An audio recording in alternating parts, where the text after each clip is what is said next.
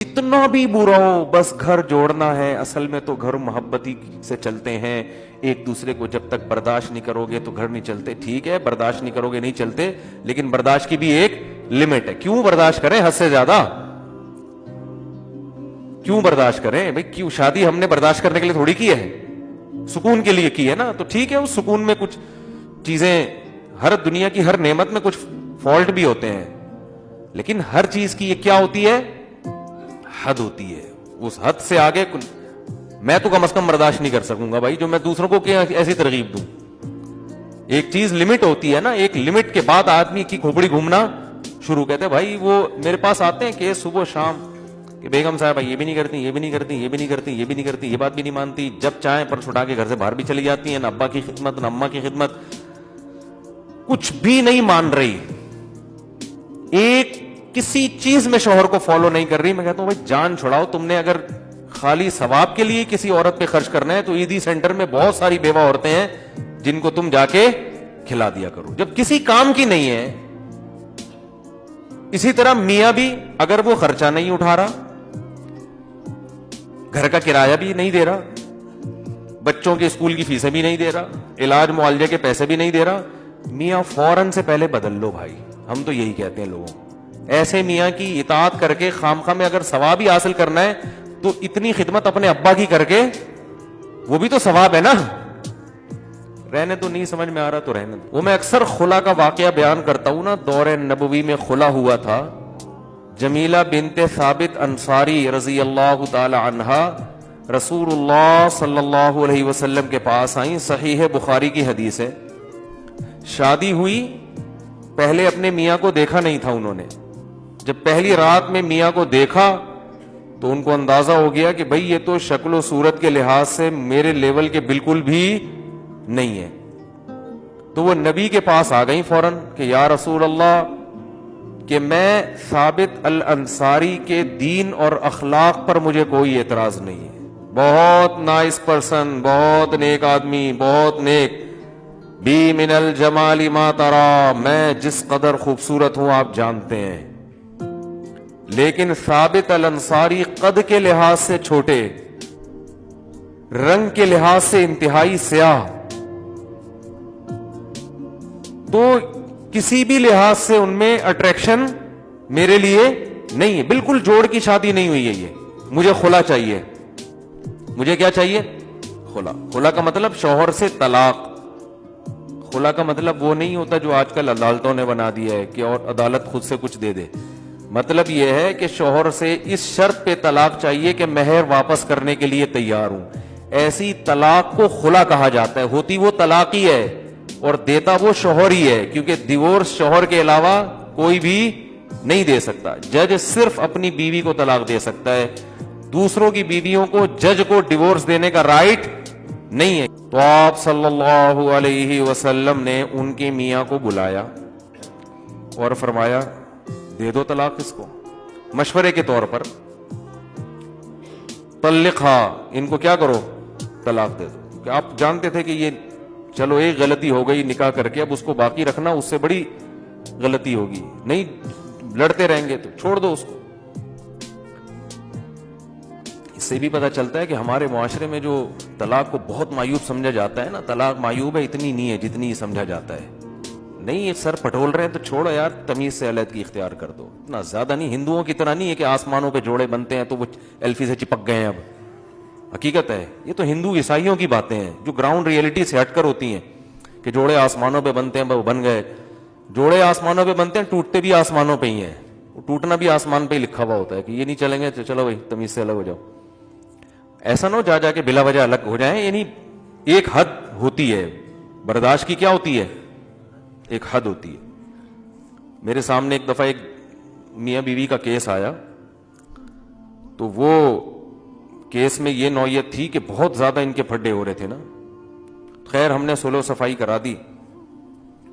میرے ساتھ کوئی پینل بھی تھا علماء کا, تو ہمیں اندازہ ہوا کہ یہاں غلطی بیوی کی ہے, عورت کی غلطی ہے. وہ بہت شرارتیں کر رہی تھی. بعض دفعہ مرد کی غلطی ہوتی ہے, بعض دفعہ عورت کی. یہاں اس کیس میں عورت کی غلطی تھی, بہت شرارت کر رہی تھی.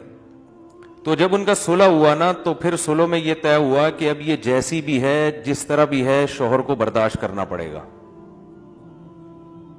یعنی آئندہ یہ کبھی بھی زندگی میں ڈیورس نہیں دے گا. اس شرط پہ ہم لڑکی کو بھیج رہے ہیں. لڑکی والوں نے کہا کہ جو ہے جیسی ہے برداشت کرنا پڑے گا. تو لڑکا لکھ کے دینے لگا ہاں جو ہے جیسی ہے. میں نے کہا بھائی کیا مطلب جو ہے جیسی ہے, یہ کیا بات ہے؟ گھر جوڑنے کے لیے ایسی شرط لکھوا دینا کہ جو بعد میں افورڈ ہی نہ کر سکو. آپ بولو میں برداشت کروں گا جس حد تک برداشت کر سکا. بات بات پہ نہ ڈیورس کی دھمکی دوں گا نہ کوئی اور ایسی, لیکن ایک لمٹ ہے. اس لمٹ کو اگر کراس کیا تو نہیں چلے گا. بس خام خواہ کہ انہوں نے یہ بلا وجہ کی فضول قسم کی باتیں کہ نہیں بھی جو ہے جیسا ہے بس. نہیں, جو ہے جیسا ہے کیوں بھائی؟ جو ہے جیسا ہے کیوں؟ دنیا میں کہیں بھی ایسا نہیں ہوتا. آپ اپنی دکان میں ملازم رکھو, ملازم کہے جو جیسے رہوں گا بس مجھے برداشت کرنا پڑے گا. آپ بولے گا بھائی میرا کاروبار کا بیڑا غرق ہو جائے گا. جیسے تو مطلب تو یہاں بیٹھ کے سٹا بھی پی سکتا ہے, تو چرس کی دکان بھی بنا سکتا ہے. اس کو ٹھیک ہے کچھ چیزیں برداشت کر لوں گا, کچھ تمہیں بھی برداشت کرنی پڑے گی. تو اسی طرح مرد کا معاملہ بھی ہے. جو میں بار بار ان مضامین کو ریپیٹ اس لیے کرتا ہوں کہ کھوپڑی میں بیٹھ نہیں رہے ہیں یہ. تو اسی طرح شوہر بھی برا ہے, ہم عورتوں کو کہتے ہیں برداشت کرو, لیکن اس کی بھی کیا ہے, یہ نہیں کہ جتنا بھی برا ہو بس گھر جوڑنا ہے. اصل میں تو گھر محبتی سے چلتے ہیں.